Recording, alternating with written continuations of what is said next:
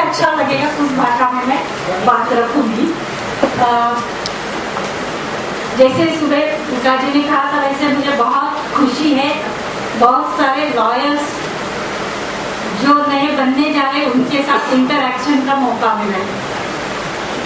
25-30 साल, जैसे कॉलेज ने सुबह बताया, इमरजेंसी के बाद इस आंदोलन के साथ मैं जुड़ी हूँ और एडवोकेट रखा है और एक्टिविस्ट नहीं लिखा, तो मैंने कहा I am not lawyer, practising lawyer, advocate हूँ। इन लोगों की बात सबके सामने रखने वाली बात है, उसे एडवोकेट कहते हैं, उस तरह से मैं एडवोकेट हूँ, प्रैक्टिसिंग लॉयर नहीं हूँ। लेकिन कानूनी जो मेरे पास नॉलेज है या लॉयर की डिग्री है, वो गांव में बहुत काम में आती है, ये तो मैं साफ सबके सामने रखूंगी। मेरी पहली शुरुआत जब आदिवासी क्षेत्र में हुई, केस के बारे में अगर इसमें बात कर रहे थे, केस की जब बात करते तो पहली केस मेरी थी आदिवासियों की, चोरी का मामला था और आदिवासी क्लाइंट जिसे पकड़ कर लाए थे उसने चोरी की थी। मैंने पूछा कैसी चोरी? घर के लिए, मकान बनाने के लिए जंगल से पेड़ लाया, यानी जंगल से पेड़ लाने की वजह से चोरी का इल्जाम, नहीं सिर्फ चोरी की केस कंप्लेंट उसके खिलाफ हुई थी और 4 दिन से वो पुलिस कस्टडी में था। क्या चार्ज फ्रेम किया है कुछ पता नहीं, कोर्ट में लेकर नहीं जा रहे और चोरी का इल्जाम है, जानकारी के बाद पता चला। ऐसे बहुत सारे अनुभव आए, जिसमें दूसरा अनुभव ऐसे रहा कि क्राइम है, क्रिमिनल केस है। वो केस कैसी है? तो एनक्रोचमेंट की केस है। उसने खेती की और अपने बाप दादा से पुरखों से आई हुई जमीन थी, उस जमीन में जोत पकड़ा और उसी के लिए उस पर केस हो गई, वो एनक्रोचमेंट कराया गया। यानी वो एनक्रोचर है, वो क्रिमिनल है, वो चोर है, वो इस प्रकार की बातें। हमेशा जो कुछ चित्र मेरे सामने आया वो ये रहा कि आदिवासियों के बारे में एक तो वो एनक्रोचर है, वो चोर है, वो वहां से क्रिमिनल है, इस प्रकार का चरित्र सामने आया। तब मेरे दिमाग में स्कूल में हमने जो पढ़ा था, जो बातें पढ़ी थी, वो बार बार सामने आती रही। शायद आप भी उसके बारे में सोचते होंगे। वो थी आदिवासी को जंगल का राजा कहते हैं और कहावतें और आदिवासियों की जितनी बातें रखी थी, हमें सिखाया गया था कि उनकी एक भाषा में, गोदुताई करोड़ेता का भी आंदोलन हो या किसी नागौरकर जी की किताब हो, उसमें लिखा हुआ और हमारी स्कूल की किताबों में भी, बामणाच्या जन्माला जशी लिखू लिखू मर्जी, वाड्याच्या जन्माला जशी तोलू तोलू मर्जी, कातोड्याच्या जन्माला जशी, आदिवासीच्या जन्माला जशी, तर दगडावर बिछी राजा होशी। यानी सिर्फ पत्थर पर बैठकर पूरे जंगल का मैं राजा बनूंगा क्योंकि मैं आदिवासी हूँ। ये बात जब सामने आ रही थी तब आदिवासी किसे कहते हैं तो मुझे सिखाया गया था उसको कहा जाता है वो जंगल का राजा। दूसरी बात जब मैंने सुनी तो पहिला उसको आदिवासी कहते हैं शासन की भाषा में आदिवासी कौन, तो कानूनी भाषा तो अलग है, कोई उसे धर्म के आधार पर उसको विभक्त करना चाहते उसे वनवासी कहते हैं। दूसरी बात है गांधी जी उसे गिरिजन कहते थे। फिर आदिवासी किसे कहते हैं उसकी खोज शुरू हुई तब पता चलता है जिसे हम आदिवासी आमतौर पर कहते हैं सरकार की भाषा में वो अनुसूचित जमाती है। तो आदिवासी लोगों का प्रचलित शब्द है, सरकारी भाषा में अनुसूचित जमाती, शेड्यूल्ड ट्राइब्स और उससे पहले फॉरेस्ट ट्राइब, वाइल्ड ट्राइब, यानी अलग अलग प्रकार के शब्द स्वतंत्रता के पहले उसके लिए इस्तेमाल हुए। स्वतंत्रता के बाद कानूनी तौर पर उसे शेड्यूल्ड ट्राइब कहा गया, आदिवासी नहीं। आदिवासी कहने पर बहुत सारी डिबेट्स हो रही बहस चल रहा है आदिवासी का मतलब अबॉर्जिनस, यहाँ का मूल निवासी। अगर एक बार उसे मूल निवासी कहा जाता है तो बाकी के हिंदुस्तानी लोग कहाँ के हैं? यह सवाल बार बार पैदा होता है और इसलिए आदिवासी को आदिवासी कहने के लिए आमतौर पर शासन भी तैयार नहीं। ये पहली एक अगर बात हम लोग कानूनी तौर पर और ये डिबेट की बात में सोचते तब ये समझ लेना जरूरी है। फिर शेड्यूल ट्राइब और शेड्यूल एरियाज वाली बात जब आती है वो कब से शुरुआत हुई? तो जब से ब्रिटिशों का राज यहाँ पर आया तब उन्होंने जब जंगल पर कब्जा करना शुरू हुआ तब राजमहल की टेकड़ियों से जो आंदोलन चढ़ा वो बिरसा मुंडा से, तंटागिल से, खाजा नाइक से सब लोगों ने उसके खिलाफ बहुत बड़े संघर्ष किए और तब पहली बार शासन को उसकी दखल लेकर ब्रिटिश गवर्नमेंट ने दो प्रकार की व्यवस्था यहाँ पर लाई। उसमें एक तो पूरा का पूरा राज, पूरा ब्रिटिश अमल जिस तब तक नहीं था, छोटे छोटे राज्यों में बांटा हुआ ये पूरा प्रांत था, उसमें उन्होंने पहली बार इस क्षेत्र को एक्सक्लूडेड एरिया, वर्जित क्षेत्र और पार्शियली एक्सक्लूडेड एरिया इस प्रकार से घोषित किया है 35 की पहली कॉन्स्टिट्यूशन 1935। तो वर्जित क्षेत्र, अंशतः वर्जित क्षेत्र जिसे कहा जाता है, उसी को आफ्टर इंडिपेंडेंस हम लोगों ने दो शेड्यूल में रखा, 5वीं अनुसूची और 6ठी अनुसूची। शायद हम कॉन्स्टिट्यूशन पढ़ते हैं तो फंडामेंटल राइट्स वाली बात कहते हैं, जोर जोर से कश्मीर की बात जब आती है तो कश्मीर के लिए अलग प्रकार की व्यवस्था क्यों, वो हमारा हिस्सा होना चाहिए, मुस्लिम की बात कहते। आदिवासियों के लिए ये कानूनी कॉन्स्टिट्यूशन संवैधानिक व्यवस्था है, उसको सब लोग अभी तक जान नहीं पाए। वो जानबूझकर या राजकीय हेतु से वो समझना जरूरी है, क्योंकि इसीलिए आदिवासी इस हिंदू समाज का ही हिस्सा बनाने से एक राजकारण चलता आया है, जाति के आधार पर जिस प्रकार से चलता है उसी प्रकार का।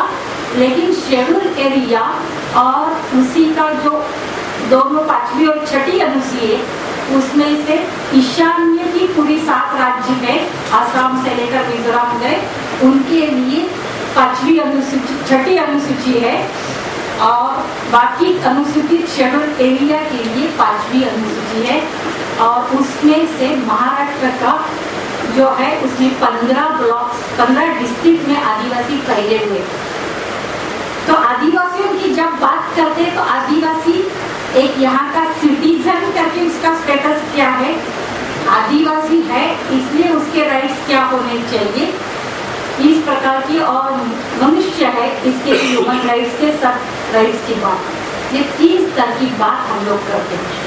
तो आदिवासियों की जब बात आती है तो शेड्यूल एरिया का अर्थ समझना चाहिए, पूरे देश के सब कानून इस क्षेत्र को वैसे के वैसे अमल में नहीं आते, ये पहली बात है।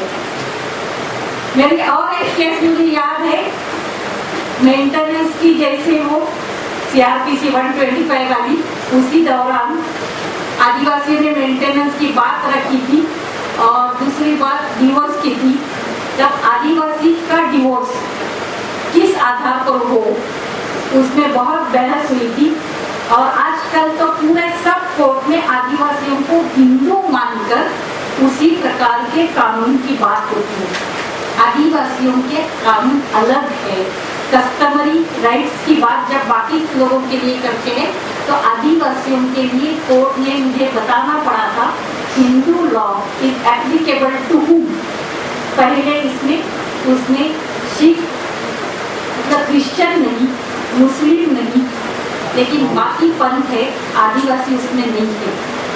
फिर भी हम लोग हमेशा गलती करते हैं कि आदिवासियों को उनकी संस्कृति और उनके परंपरा जो जतन करने की अधिकार कॉन्स्टिट्यूशन पर क्या है वो बात अलग है, लेकिन जब स्वतंत्रता के बाद पहली बार हम लोगों को जब आदिवासियों के कानून की बात करनी, उनकी हित की बात करनी, तो पहले प्रोमिसेस की बात करनी होगी। और जवाहरलाल नेहरू ने स्वतंत्रता के बाद पहले 5 प्रॉमिसेस रखे थे आदिवासियों को इस महाभारत में सम्मिलित होने के लिए, उसे पंचशील कहा जाता है। और वो प्रॉमिसेस ये थे कि उसमें पहला प्रॉमिस ये था कि आपकी अलग विभिन्न संस्कृति परंपराएं, उनकी जतन करने का आपका पूरा अधिकार होगा। दूसरा प्रॉमिस ये था कि आदिवासियों के जीने के आधार जो जंगल है और जो जमीन है, उनका अधिकार कायम रहेगा। तीसरा प्रॉमिस ये था कि वहाँ का बाहरी प्रशासन थोपा नहीं जाएगा, वहाँ से ही लोगों की तैयारी होने के बाद उनकी विकास की प्रक्रिया की बात होगी, बाहरी योजनाएं उन पर थोपी नहीं जाएगी।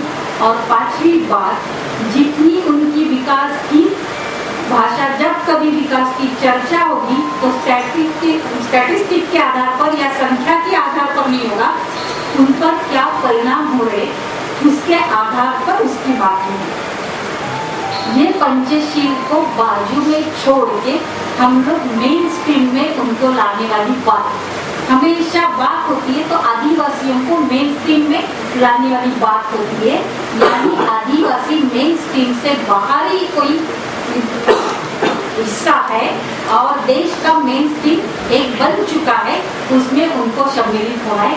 इस प्रकार की चर्चा हमेशा बार बार लोग करते हैं।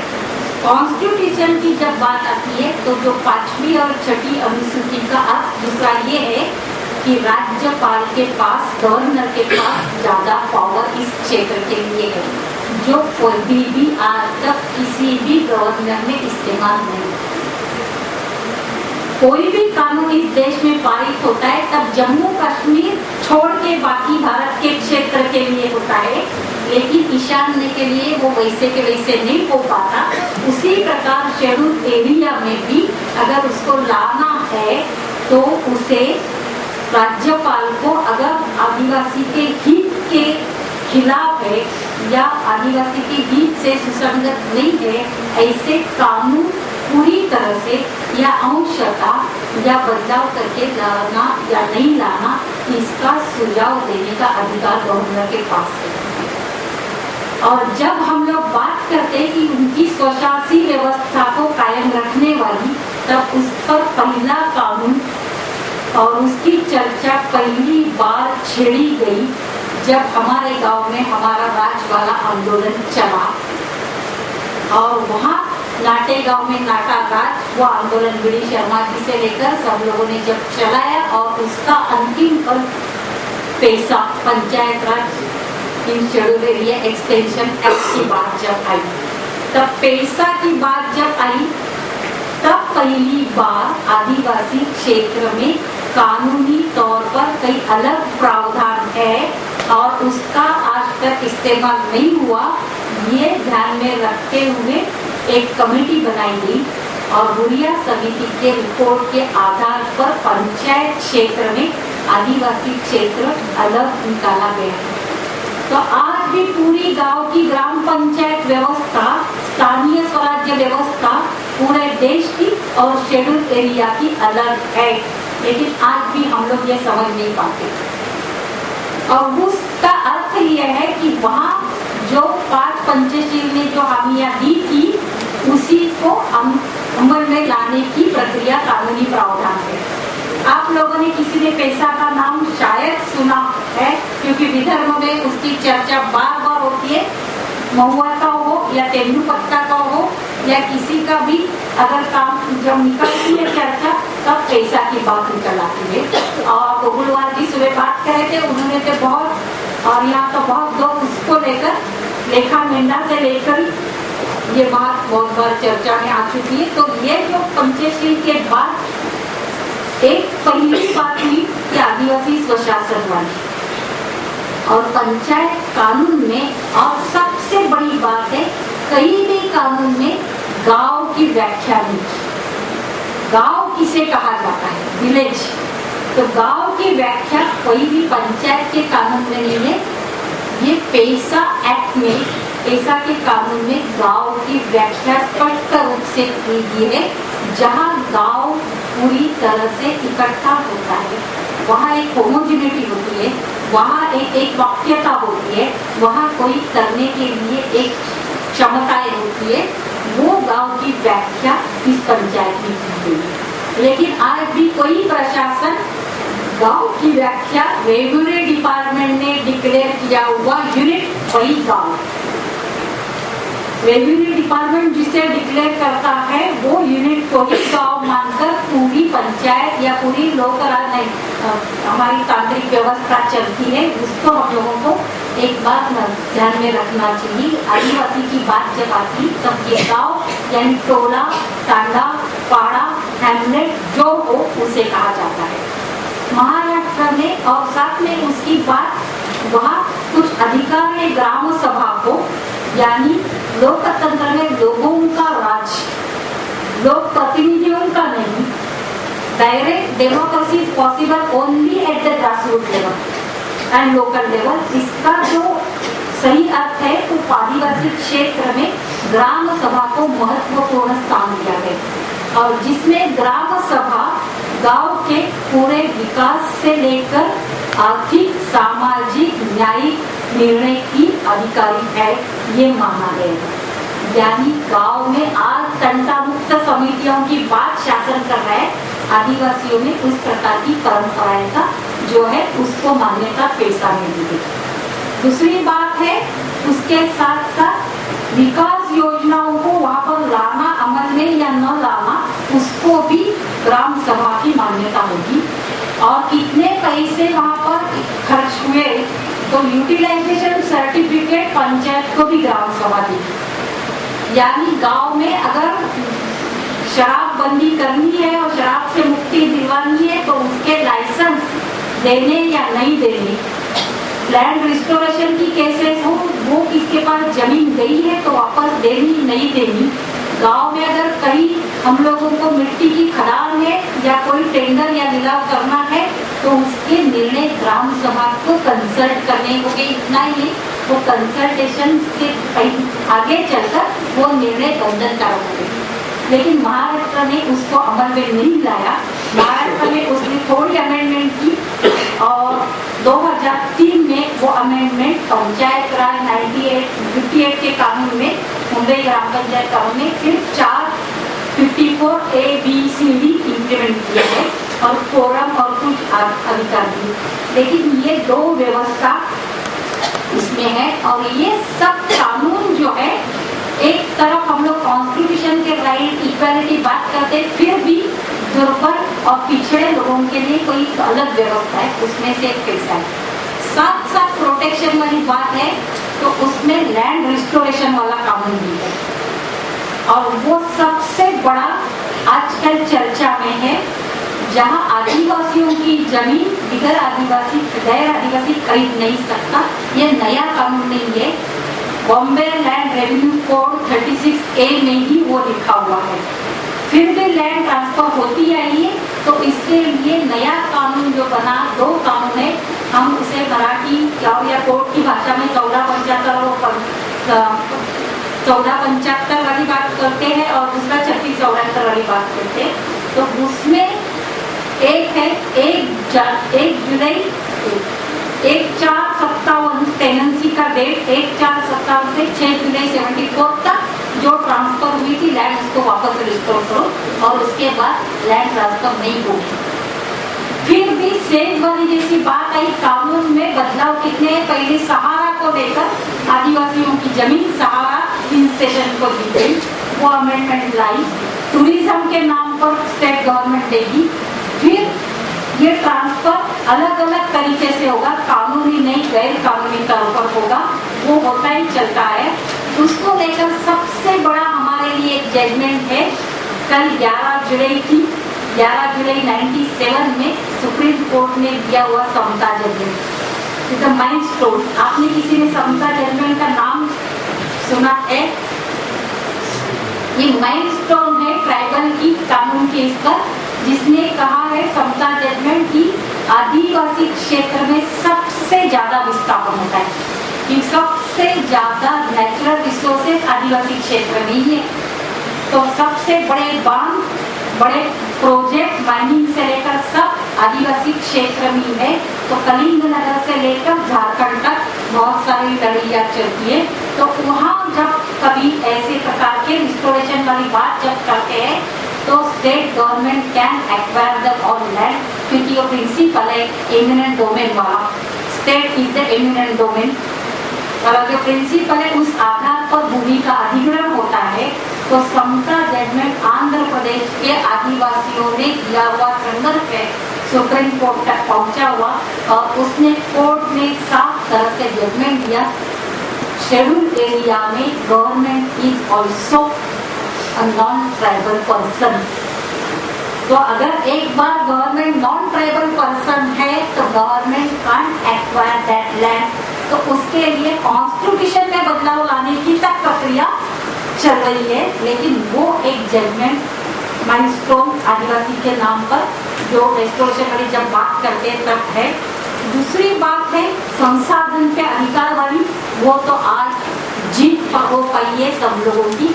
तो फॉरेस्ट राइट की बात, जो आज तक फॉरेस्ट किसान या आदिवासी वहाँ खेती कर सकता है, वहाँ मकान बना सकता है, वहाँ गाय भैंस चराने के लिए जा सकता है, वहाँ माइनर प्रोविस ले सकता है, ये सब बात की। और साथ साथ विकास का अधिकार भी पा सकता है, क्योंकि उसे विकास का अधिकार नहीं मिल रहा था फॉरेस्ट ऑर्गेनाइजेशन एक्ट के तहत। ये सब फॉरेस्ट राइट की प्रक्रिया अब जोरों से चल रही है। ये उनकी सही मायने में डेवलपमेंट वाली जो और राइट की बात करते हैं तब उसके लिए ध्यान में रखने की बात है। साथ में एक 2-4 संरक्षण वाली बात, जो इकोनॉमिक एक्सप्लॉयटेशन, जब बात कर रहे थे प्रवीण कुमार जी की अत्याचार प्रतिबंधक कायदा, तो दलितों के बारे में हमेशा एक प्रकार की समाज में हेट्रेड की भावना होती है, और आदिवासियों के बारे में जब कभी होती है तो बात होती है सहानुभूति या उनके लिए कोई मतलब उनके साथ हेट्रेड की भावना नहीं होती, लेकिन वहाँ हमेशा एक्सप्लॉयटेशन, इकोनॉमिक मतलब आर्थिक शोषण बहुत बड़ा होता है।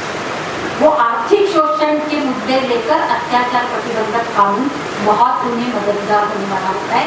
वो अत्याचार प्रतिबंधक, कल ही हमारे पास एक केस आई, एक औरत फार्म हाउस में काम कर रहा हुआ कपल आदिवासी, और वहाँ के आदिवासी को फार्म के मुकादम ने कहा मैं आपका पगार बढ़ाऊंगा, आप मेरे साथ आती है। तो उस औरत ने मना करने पर उसने हाथ पकड़ा, हाथ पकड़ने के बाद वो दौड़ गई, भागने लगी, उनके कमर में टूट गए, वो डर के मारे वहाँ से निकल गई और जाकर पुलिस कंप्लेंट की। पुलिस ने सिर्फ 354 विनय भंग, एट्रोसिटी में 11 और 12 सेक्शन 3 का केस है। कोई भी अपने पद के दुरुपयोग करके या आदिवासी महिलाओं की अवहेलना करता है और पुलिस कंप्लेंट लिखवाने जाते हैं तो पुलिस वाले कहते हैं कुछ हुआ तो नहीं ना, यानी जब कोई रेप हो जाता था तब आगे वाली बात है, रेप तो नहीं हुआ ना, इतनी छोटी सी घटना है, आप क्यों उसको बड़ा बड़ा करा के करते हो। और सब पूरी पॉलिटिकल पार्टी वाले आ जाते हैं, तो पुलिस की एक प्रकार की वहाँ लोगों के करीब या कानून की ओर देखने वाली संगठन बीच में आने के बाद लोग कहने लगते उसके पास कास्ट सर्टिफिकेट नहीं है, कास्ट सर्टिफिकेट लेकर आओ कहीं, यानी आदिवासियों के लिए कास्ट सर्टिफिकेट होना और वो उसके लिए 14 प्रकार के पेपर देना, इस प्रकार की इसलिए कास्ट सर्टिफिकेट नहीं है। और बोगस सर्टिफिकेट लेकर आने वाली संख्या इतनी बड़ी आदिवासियों की, जब कानूनी बात हम लोग करते तो वो है। और दूसरी सबसे बड़ी बात है बॉन्डेड लेबर अबॉलिशन एक्ट 1, वो तो बहुत पुराना कानून हो चुका है, लेकिन फिर भी आज बॉन्डेड लेबर बहुत सारे यहाँ पर मौजूद है, सीजनल बॉन्डेज है। हर इंडस्ट्री में आदिवासी आज भी कुछ एडवांस लेकर मजदूरी करते हैं, वो मिनिमम वेज से कम मजदूरी करें, इसका मतलब वो बॉन्डेड लेबर है। तो लीगल राइट की जब बात होती है तो हमारे आदिवासियों के प्रोटेक्शन के कानून बहुत है। लेकिन उसे देखने का नजरिया हमारा बदलना चाहिए। मैं अंत में एक ही अनुभव कहूँगी, हमारे बीडी शर्मा जी जो कमिश्नर रहे अनुसूचित जाति जमाती के और आदिवासी क्षेत्र में काम के बाद आंदोलन के साथ जुड़े, उन्होंने राष्ट्रपति जी से बात रखी थी नर्मदा आंदोलन के दौरान कि एक ही सवाल का जवाब आप पंतप्रधान जी से कि आप एक सवाल का जवाब दीजिए। वही सवाल मैं आपके सामने रखती हूँ कि अगर मेरे घर में आने के लिए आप अनजान व्यक्ति को घर मालिक की परमिशन लेना, ये सब नागरिक सभ्यता है या नहीं? यानी मेरे घर में आना अनजान व्यक्ति ने तो मैं आऊँ या न आऊँ, और मालिक की परमिशन लेकर प्रवेश करना ये नागरिक सभ्यता है या नहीं? अगर ये नागरिक सभ्यता है तो आदिवासियों का मकान बंद दरवाजा या नहीं होता, पूरा परिसर आदिवासियों का होता है और वही उनका जीना होता है। आज हम नागरिक समाज को मेनस्ट्रीम वाली बात कहते, जो अभी तक नागर समाज की अवस्था में नहीं आए, तो उनके यहाँ देखने का नजरिया भी अलग होना चाहिए। तो ही हम राइट की बात करते हैं और फिर कानून की उनको मदद कर सकते हैं। आप सब लोग उस कानून की मदद करने में सहायता करेंगे आगे चलकर और नए दृष्टि से आंदोलन से जुड़ेंगे, इस अपेक्षा के साथ धन्यवाद।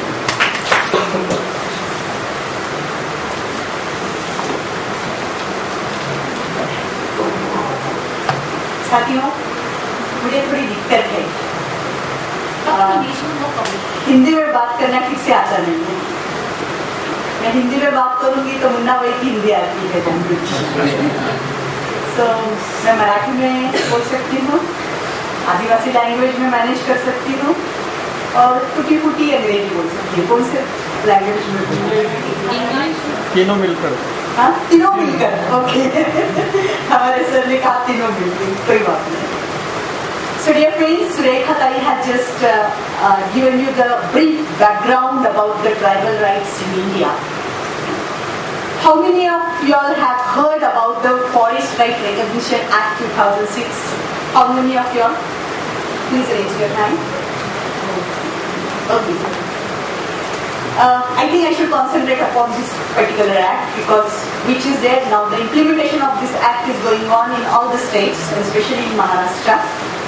And this is something very, very important for our tribals. As she has mentioned before, the Forest Department has started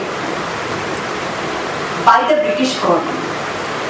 The reason of starting the Forest Department was to extract and exploit the natural resources which is there in the tribal area. And that had been the main cause of starting of the Forest Department. There are certain stories written in the history, there are certain stories which is written by the researchers. There is one of the incidents which is narrated by one of the British collector. Actually, the whole struggle between the tribals and the Britishers started when the Britishers wanted to enter into the forest land with the intention of cutting the teak wood. When British government started establishing the railway lines, they were in need of the teak wood in a very big way. But they found that entering into the tribal area was very, very, very difficult. And the stories which are written, like it is written that the Britishers used to come with the gun, with the bomb, and the tribals used to come with the bow and arrows. But they found that to bribe the tribal, it was very difficult. They used to give money to the tribals and they used to just throw because the barter system was existing in the tribal community. So one of the British officers who thought, in what way we can put a pressure on the tribals, and he thought of putting the tax on the toddy tree. Because in the tribal culture, all of you know, that celebration, drinking toddy in Madi, is a part of the celebration of the life. Even if there is a day, they drink toddy. Even if there is a celebration, they drink toddy. So it was one of the British collector who first thought of putting the taxes on the toddy tree. And whenever the tribal used to go to collect the toddy from the tree, he was asked to pay the money in return of the tax. And in order to pay the money, the tribal would work for the British officers. Whatever he was in demand of cutting the teakuts, this work was done by the tribals. And this is how the British officers and British government enter into the forest area. And all of you all must be aware of it, that we have the law which is the central law of the forest department, which has been enacted in 1927. And unfortunately, after the independence also, the same laws were applicable to the forest area, to the tribals, which was enacted by the British government. So, the land settlement which was taken place before 1857, after so many years, 200 years, there was no land settlement in India. Specifically in the states of Odisha, Maharashtra, Rajasthan, Karnataka, Madhya Pradesh, land settlement had not taken place, and that was one of the reasons that you see. In the freedom struggle, there were almost 234 revolts by the tribals, and in that 34,000 tribals lost their lives, and this is written in the history. The reason why government thought of passing this act, which is called Forest Rights Recognition Act 2006, of course, there was a strong movement which has started from the tribals from last 200 years back, and Surekha Tai has just given you the brief background of their denial of their rights in present constituents. With these rights, there had been a number of grassroots movement, but one of the Intelligence Bureau report of the India, of the central government, which gave a direction to the government saying that in India, in 134 ranges, there are the Maoists, that is Naxalites, prone areas. And government also found that this movement has been spread. And one of the reasons why this movement has been very strong foothold in the tribal area was the denial of the forest rights.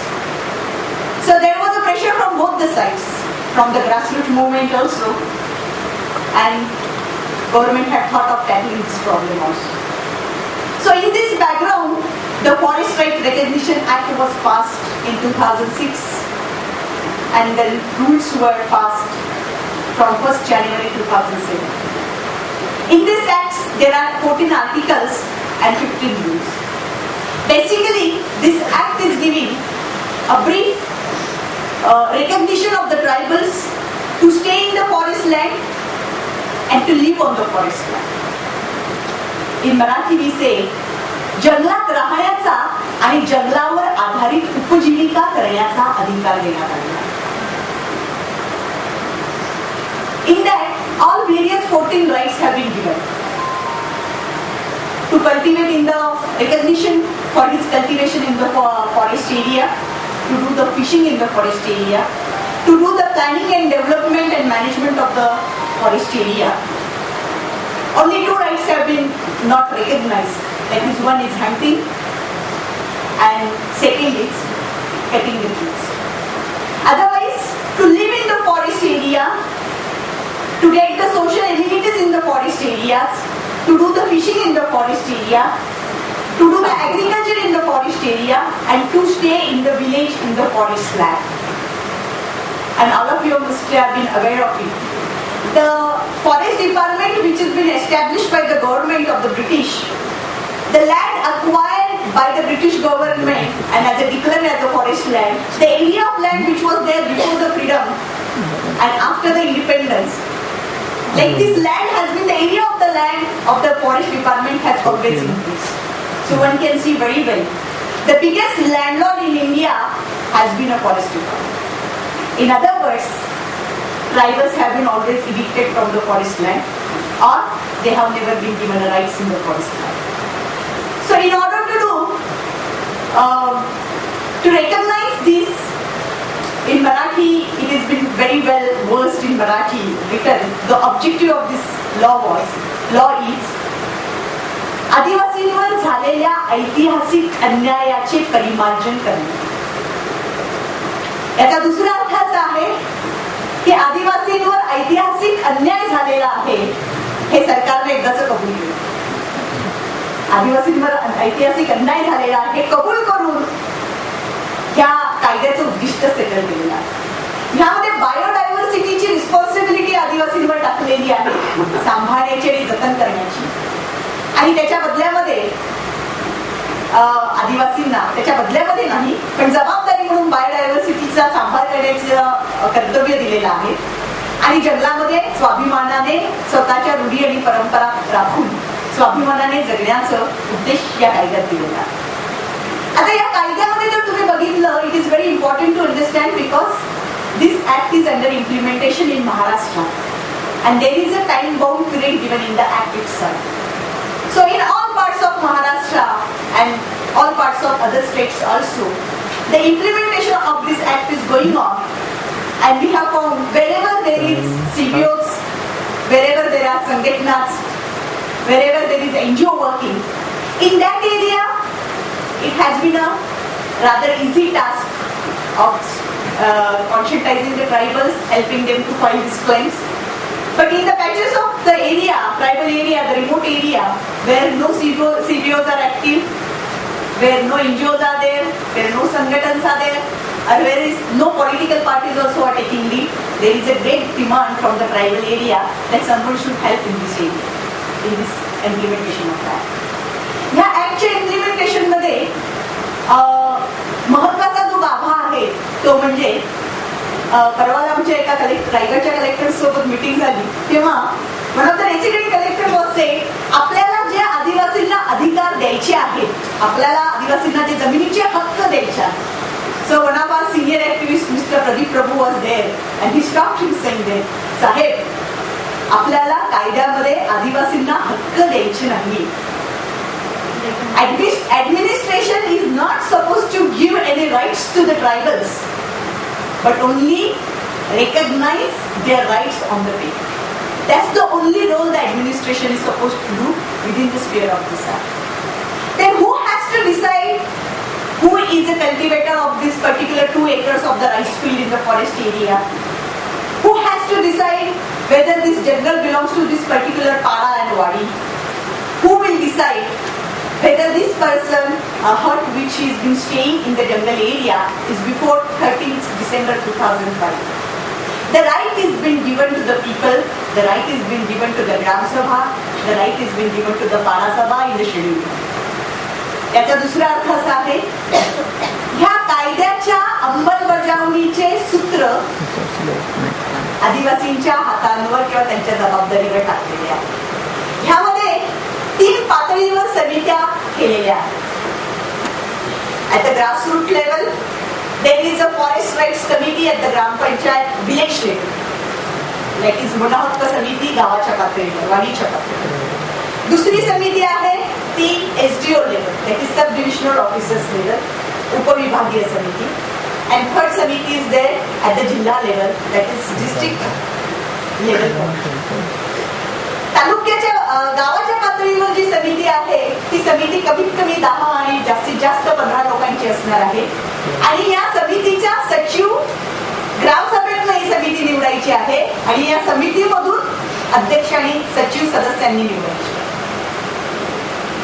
आणि ही जी समिती आहे this forest rights committee त्याला खूप महत्वाचा भूमिका दिलेली आहे. जे forest क्लेमंट्स जे आहेत, जे दावेदार आहेत त्या दावेदारांनी या समितीच्या सचिवाकडे आपले दावे द्यायचे आहेत आणि या समितीने प्रत्यक्ष जागेवर जाऊन पडताळणी करायची आहे की हा आदिवासी जंगल जमीन कसतो आहे का, ती त्याच्या ताब्यातली आहे का, स्थळ पंचनामा करायचा आहे आणि त्याचा रिपोर्ट जो आहे तो ग्रामसभेला द्यायचा आहे.